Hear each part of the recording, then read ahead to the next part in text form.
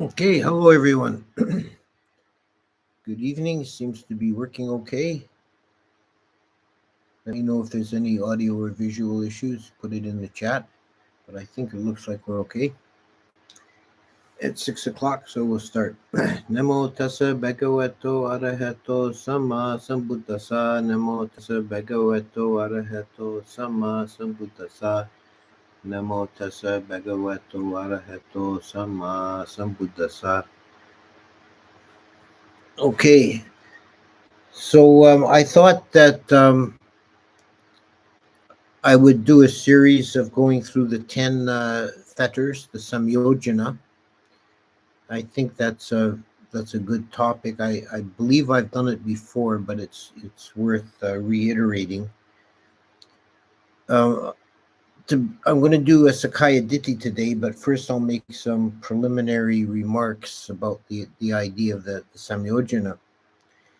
In Theravada Buddhism, we have a system of 4 stages of awakening.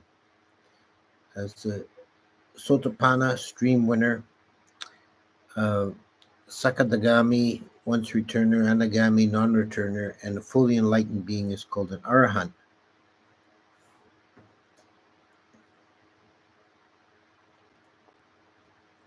And one way of distinguishing these and explaining them is by which defilements are eradicated at each stage.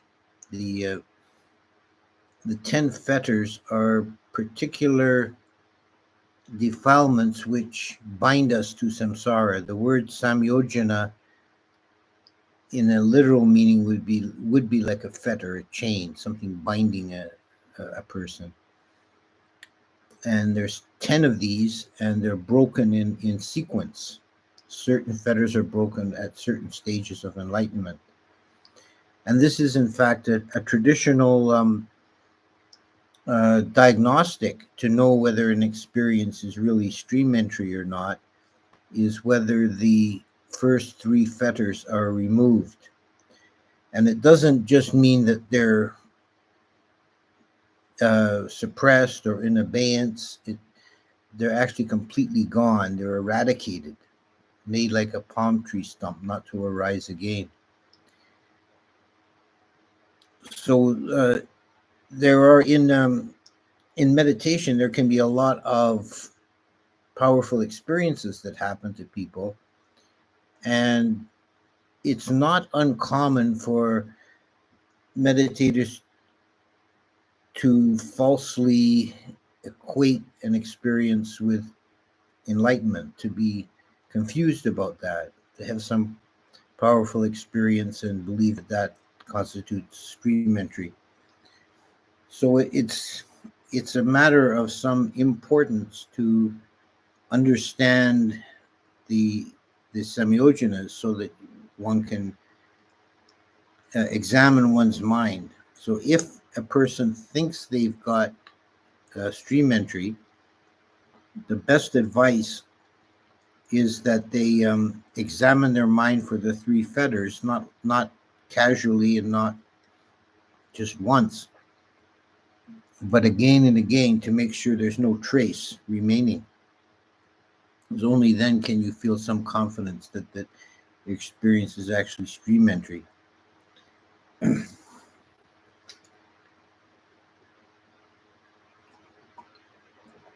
So the first 3 fetters, the ones that are eradicated at stream entry, all are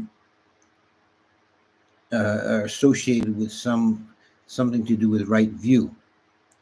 The 3 fetters are Sakaya Ditti, Silabhata Paramasa, and Vicikiccha. The ordinary translations, the most common translations, let's say, are personality view, right and ritual clinging, and skeptical doubt. Now, none of these translations are to be relied on, and I think that's a good general rule if you want to really understand Dhamma, is not to overly rely on the common English translations, because they're often not quite right and can lead to confusion. So today we're going to talk about the first fetter, Sakaya Ditti. A literal translation of the term would be own body view. Ditti is view. It's the first factor of the Eightfold Path is Samaditi, right view, or perfect view. And Ditti is something more than a belief or an opinion. It's more fundamental than that. It's the way we view the world, our underlying assumptions, our basic the basic framework or matrix in which we construct our reality. It's how we view things.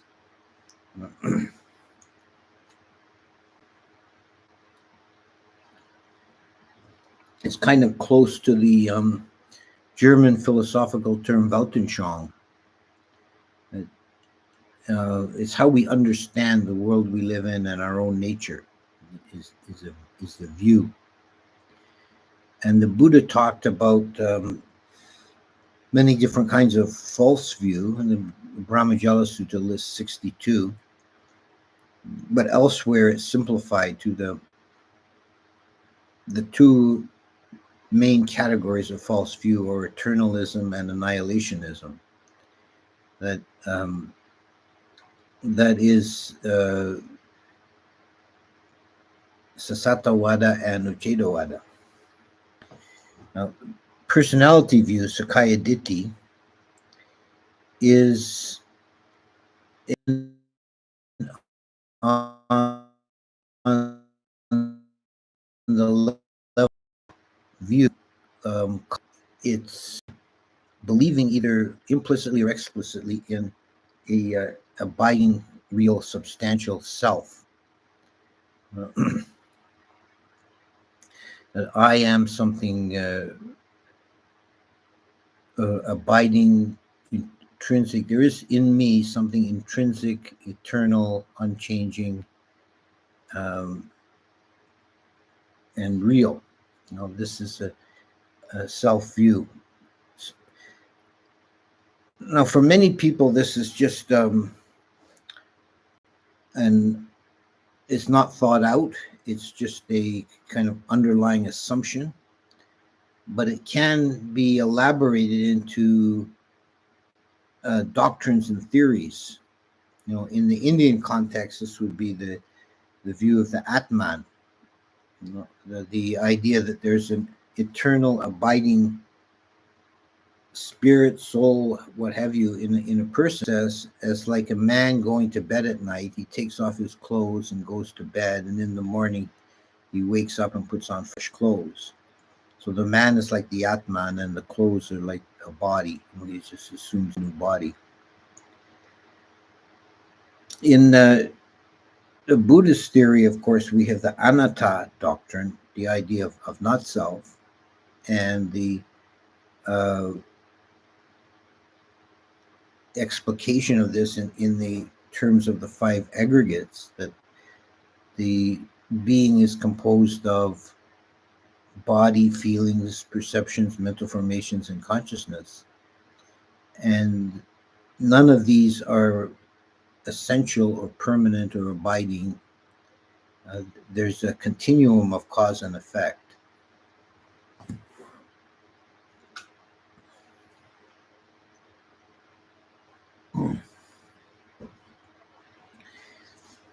So, assuming that there is something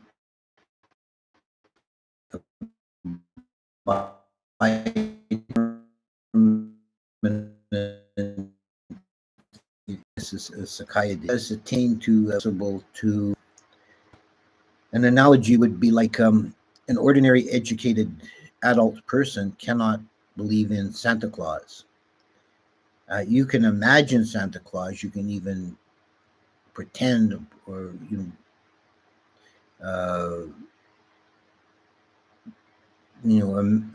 pretend or imagine what it would be like to meet Santa Claus. The concept is conceivable to you at that level. but it's not possible for you to believe in it. It just slides off the mind. It's just not, no, it can't be such a thing. No. So that's like a Sakaya Ditti to a stream enter. It feels like a childish superstition. It's not something that makes any sense anymore.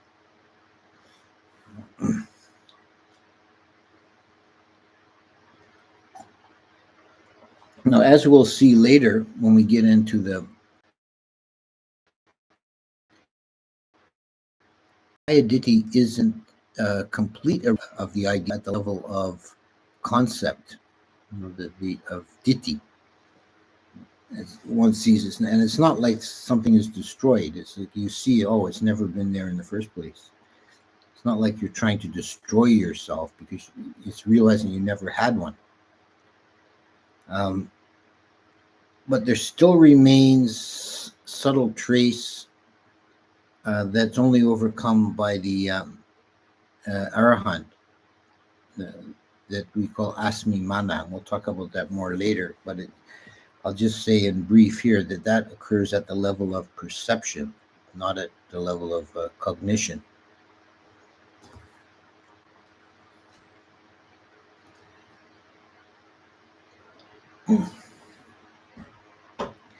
So one of the corollaries, non-reality of self through Sakaya Ditti, those are, and if the self is taken out of the picture, they become kind of meaningless concepts. Like, what are you talking about? The self is eternal, or the self is eradicated. There's no self to talk about. So these are kind of become meaningless kind of delusions.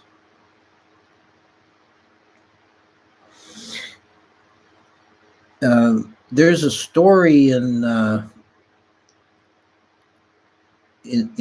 commentary to the Mahaparinibbana Sutta, the Sutta of the Buddha's last days. In the sutta, it tells how Ananda failed to ask the Buddha to remain for a kappa, and it says that Mara addled his mind, confused his mind, and the commentary explains that by saying, as Ananda was already a stream winner, Mara had no power to affect his mental formations in that way, and his concepts, or at that level he was beyond. Since he was beyond the sense of self, he was beyond eternalism and annihilationism. He couldn't fall into false view. Mara attacked him on a deep to an expression of this playing out of this idea of the different levels of self reference in the 10 samyojanas. But here we're talking about the first level overcome by the stream enterer. So this also means that one of the defilements that the stream enterer cannot be subject to is Michaditti, false view. Now, this of course does not mean that a stream enterer is all-knowing or omniscient. It's far from that. It just means that they cannot fall into those grossly wrong views of eternalism or annihilationism. They can no longer believe in a self that's either eternal or a self that is eradicated.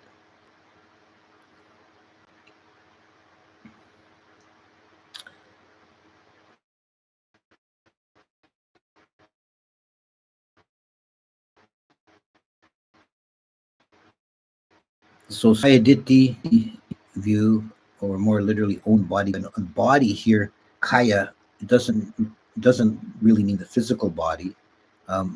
It means the psychophysical organism. The kaya as body has a more general use, as meaning any sort of compounded thing could be called kaya. So there's a belief that this is me, this is mine. That's Sakaya Ditti.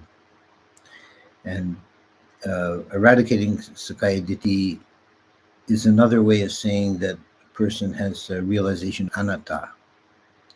Uh, the doctrine of anatta is a very important central one in Buddhism, and it's not possible to fully appreciate or enter into that doctrine prior to stream entry. One can become closer and closer to it, rather like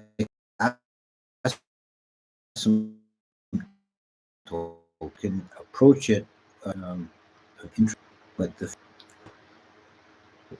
so I'll stop there and continue a discussion based on what you good people put into the chat for me.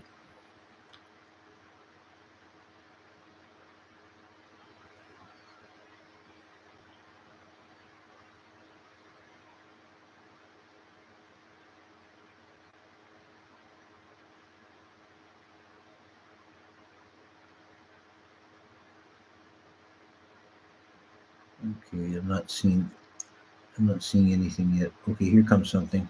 Okay, let's see what we got here. Do fetters have to be removed in groups so sensual pleasure cannot be removed without ill will? Also, any tips for removing ill will in particular? As that they get attenuated at almost stage, so it can feel like someone might feel like they have no ill will, but they still have sensual desire. But at the stage of anagami, they're both eradicated. Tips for removing ill will. Well, the best basic advice is to practice metta meditation. And a good time, particularly to do metta meditation, to really make it work in the depth, is to do it at night before going to sleep. Okay. In Theravada view, is chitta not actually synonymous with vijnana plus other rupa khandhas and something beyond that, beyond space and time? Perhaps. Okay, that's a really big question. That's one I've discussed elsewhere at length, because it doesn't admit of a neat answer. It depends, and when you say Theravada view, it depends which Theravada view you're talking about. In the Abhidhamma and Visuddhimagga tradition, chitta and vijnana would be seen as more or less synonymous. Arising in chitta's use is a term that's almost exclusively used in the Abhidhamma. Vijnana is in the suttas, and vijnana seems to be chitta occurring in practice, in actual real context through the sense organs, and chitta is more of a consciousness in the abstract. If you go to the Thai forest tradition, though, they Ajahn Mun in particular talks about chitta as a really primordial kind of consciousness that's and he even says at one point outside the five khandha, which is quite heretical from the more orthodox Visuddhimagga kind of view. So it's something that you can study into this question, and it's not doesn't really give an easy answer because there are different schools of thought on that. How is the day-to-day experience of one without Sakaya Ditti different from a worldling? Well, that's a good question. I would say that there's less suffering.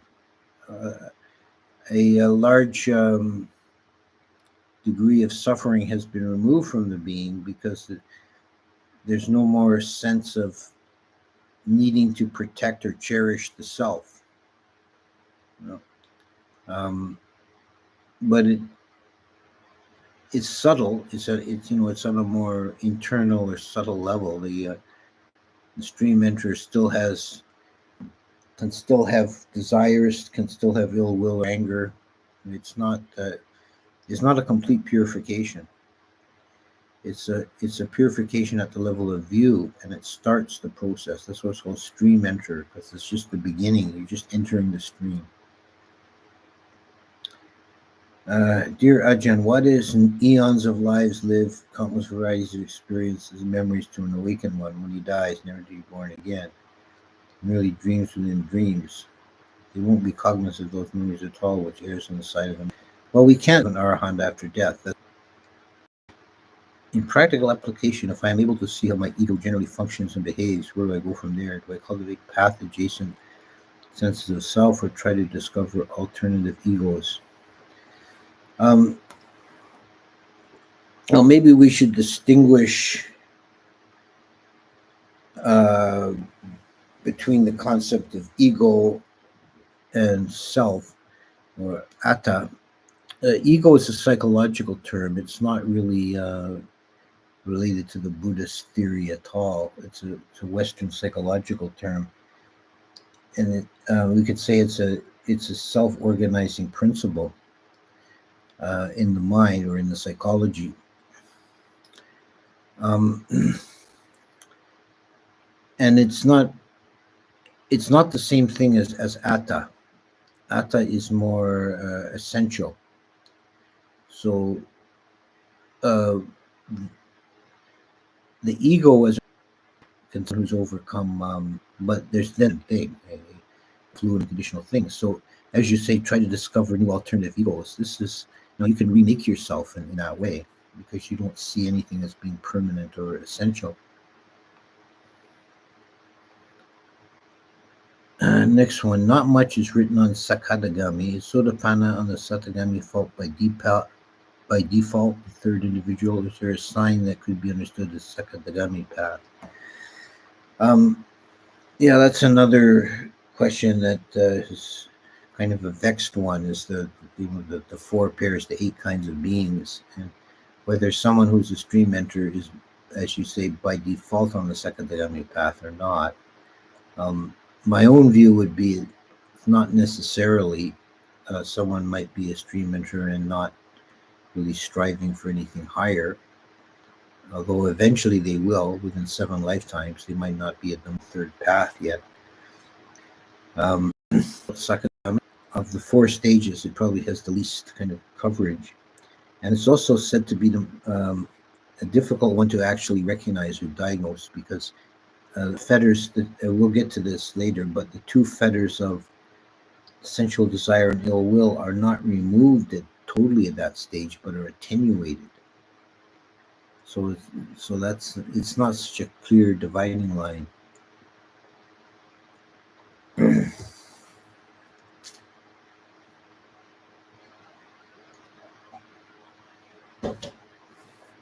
Let's see, next one. Lungpa Samedo suggests staying patiently with the mind object so to be able to watch its cessation. I tried to do that many times with a song I was hearing in my mind, but every time I found that with continued focused attention in the mind object, I was actually sustaining it. Do you have any suggestions? Like a attention to a kind, and it's subtle difference, but the attention's of the wrong kind, then you are sustaining the object. But if there's enough distance in the mind, and you're looking at the object as if it was external and not taking an interest or not having any desire, not feeding it any energy, then you can watch it fade. That's easier to do with very simple objects, but once it's like a song repeating itself in the mind, it's a more difficult thing to do. I would suggest maybe trying to break it up in terms of seeing individual notes or words and seeing how they fade before you see the whole thing. A good source to understand that view. I listen to music a lot during the day for The 8 precepts states not to engage in entertainment, but I use the music as a form of meditation. Well, it depends. If you're keeping the 8 precepts, then yeah, you're breaking the precept by engaging in musical, entertaining yourself with music. But if you're basically keeping the 5 precepts, then there's no harm in listening to music. And some kinds of music can be more spiritualized than others, and can have a tendency to elevate consciousness. I would think of things like some kinds of classical music, especially maybe like Bach or Gregorian chants, and that certain genre here.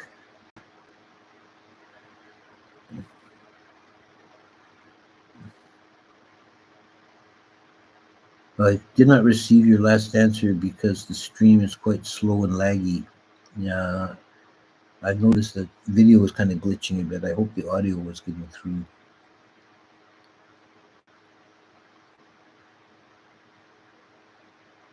I am using the Ethernet cable, but it's maybe not making enough difference.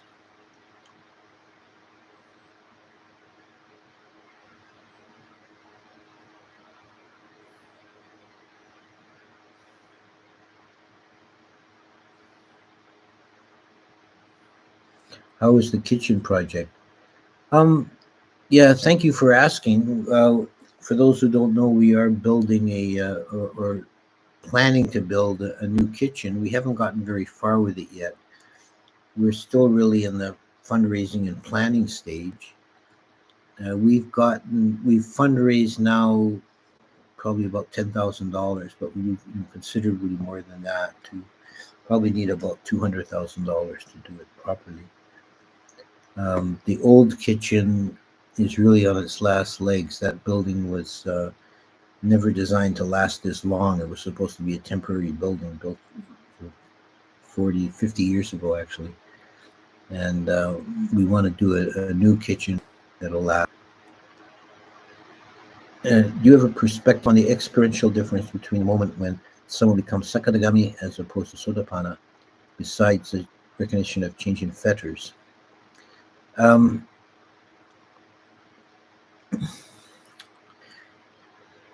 Well, what I could say about it is that each of the 4 stages is a deeper, more comprehensive entry into the unconditioned. Stream entry is really just like a parting of the curtain, and the meditator sees, oh, there is Nibbana, there is an unconditioned, but he hasn't fully entered into it. He doesn't fully understand it. It's beyond his ken, but he has no more doubt about it, which we'll get to with the fetter on Wicikitcha. And Sakadagami is a deeper entry into Nibbana, and so on with each stage. One of our monks came up with an analogy that it's like you're wandering in a blizzard, in a snowstorm, and that's samsara, or the unenlightened mind, and you come across a cabin, and there's light coming through the window and smoke coming out of the chimney, and you look in the window and see it looks warm and cozy inside.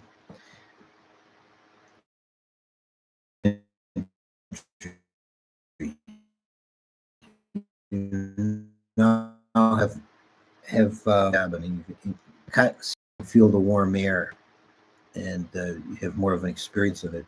Anagami is like you open the window some more and get your head and shoulders in. And then Arahant is you're inside, sitting in a cozy chair by the fire. Someone asks how to donate to the project. Okay, go on our website. I'll put the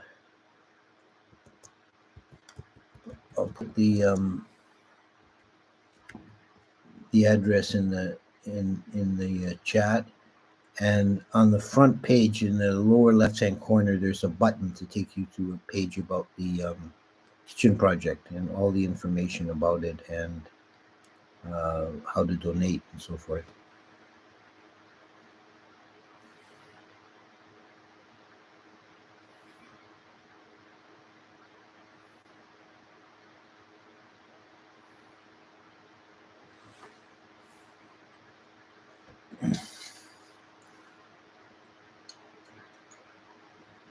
Okay, so I think maybe we can wind it down for this week and